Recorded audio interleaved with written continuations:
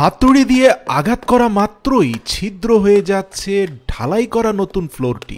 জাপানের construction engineer mister ওজোয়ার আবিষ্কৃত এই টেকনোলজি পাল্টে দিয়েছে পুরো বিশ্বকে। তার এই আবিষ্কার দেখার পর আমি উপলব্ধি করতে পেরেছি কেন পুরো বিশ্বের সবচেয়ে বুদ্ধিমান বা ইন্টেলিজেন্ট মানুষ বলা হয় জাপানিদেরকে।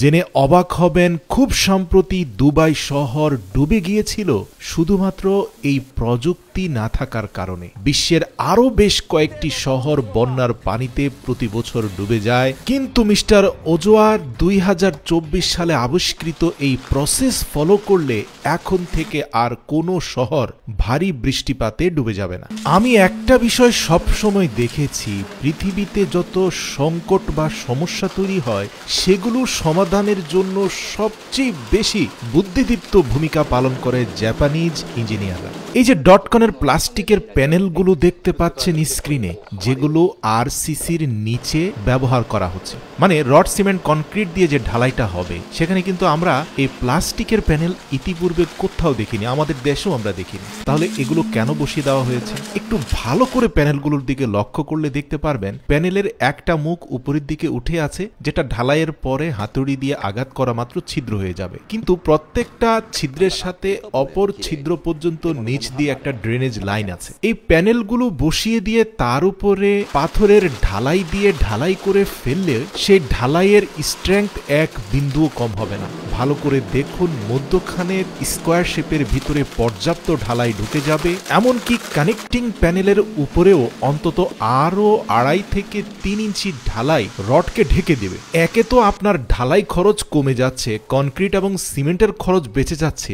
দ্বিতীয়ত, আপনি যদি আপনার বাড়ির কার পার্কিং এর মধ্যে অথবা পৌরসভার ঢালাই করা রাস্তাগুলোর মধ্যে এই প্যানেল ব্যবহার করেন, তাহলে কি ঘটবে? ঢালাইয়ের পরে উপরের ছিদ্রগুলো যখন পরিষ্কার পরিচ্ছন্ন করে দেওয়া হবে, নিচের প্যানেল হয়ে বৃষ্টির যত পানি আছে সেগুলো ড্রেনে চলে যাবে। কিন্তু ঢালাইয়ের উপরে পানি বেশিক্ষণ থাকলে সিমেন্টের অ্যাকশন চলে যায়, সেই ঢালাই নষ্ট হয়ে যায়, রাস্তা 2 বছরও টিকে না। অথচ এই প্রক্রিয়া অবলম্বন করলে প্রতি 100 কিলোমিটার ঢালাইয়ে আগে যে পরিমাণে সিমেন্ট আর কনক্রিট ব্যবহার হতো, এখন তার অর্ধেকে ঢালাইয়ের কাজ শেষ হয়ে যাবে। দ্বিতীয় উপকার হচ্ছে, এই রাস্তা অন্তত 2 নয় 20 বছর টিকে থাকবে। কারণ বিশ্বের বিভিন্ন দেশে যখন ভারী বৃষ্টিপাত হয়, এই যেমন ধরুন ধারাবাহিকভাবে 100 মিলিমিটার বৃষ্টিপাত হলো, তখন কিন্তু সুয়ারেজ লাইনগুলো দিয়ে 100% পানি সাপ্লিকেশন হতে পারে না। ফলশ্রুতিতে 5, 7, 8 ঘন্টা এমনকি 2-3 দিনের জন্য জলাবদ্ধতা তৈরি হয়। কিন্তু জাপানি বিজ্ঞানী ওজোয়ার আবিষ্কৃত ডটকন প্রসেস ফলো করলে বৃষ্টির পানি খুব সহজে বিল্ট ইন ডটকন প্যানেল হয়ে ড্রেনে চলে যাবে। এটা এত চমৎকার এবং নিখুঁতভাবে ডিজাইন করা হয়েছে যে এই ছিদ্র দিয়ে কোনো ময়লা আবর্জনা আটকালেও সেটা খুব সহজে হাত দিয়ে পরিষ্কার করে ফেলা যায়। তাছাড়া আপনি যদি আপনার বাড়ির গ্যারেজে এই প্রক্রিয়া ঢালাই দেন, তাহলে গ্যারেজে নিয়মিত গাড়ি ধুলেও সেই পানি গ্যারেজের ফ্লোরের কোনো ক্ষতি করতে পারবে না, কারণ পানি এত দ্রুত পাস হয়ে যাবে যা বলার বাইরে। হাঁটা চলার জন্য এই ছিদ্রগুলো যদি আপনার কাছে বাড়তি ঝামেলা মনে হয়, চাইলে পাথর দিয়ে ছিদ্রগুলোকে ভরাট করে দিতে পারেন, তাহলে পাথরের ফাঁক দিয়ে পানি চলে যাবে ঠিক, কিন্তু পাথরের উপর দিয়ে আপনি দিব্যি সুন্দরে হাঁটতে পারবেন, আর জিনিসটা দেখতেও খুব অ্যাস্থেটিক লাগবে।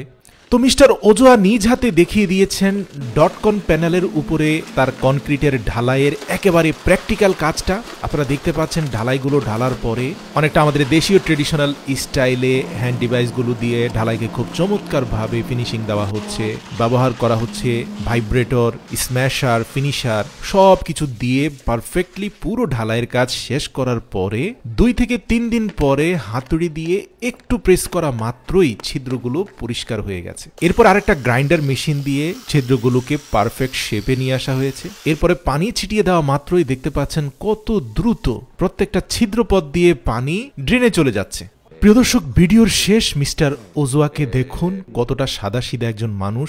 ইতিমধ্যে তিনি কয়েক মিলিয়ন ডলার কামাই করে ফেলেছেন। তার টার্গেট হচ্ছে তিনি বিলিয়নিয়ার হবেন। ইতিমধ্যে ইন্দোনেশিয়া, দুবাই সহ বিশ্বের বিভিন্ন দেশের দূতাবাস থেকে তার কাছে অনেকগুলো কাজের অর্ডার এসেছে। তাকে অনেক বেশি পরিমাণে ডটকন ম্যানুফ্যাকচারিং করে সাপ্লাই করতে হবে বিশ্বের বিভিন্ন দেশে, এবং এর থেকে উপার্জিত সকল অর্থ কিন্তু আয়েশি জীবনযাপনে ব্যয় করবেন না। তিনি এমন একটা ইয়াতিমখানা খুলবেন যেখানে কোনো ইয়াতিম শিশু শিক্ষাহীন, খাদ্যহীন, অর্থহীন জীবনযাপন করবে না। শিশুদের জন্য একটা সুন্দর ভবিষ্যৎ তিনি রেখে যেতে চান। এবার বুঝতে পেরেছেন কেন আল্লাহ তাআলা তাদেরকে দুনিয়াবি এত নিয়ামত দিচ্ছেন? বুঝতে পেরেছেন কেনই বা তাদের মেধা এত বেশি? মনে রাখবেন, একটা সুন্দর মন ছাড়া আপনার সকল মেধাই মূল্যহীন।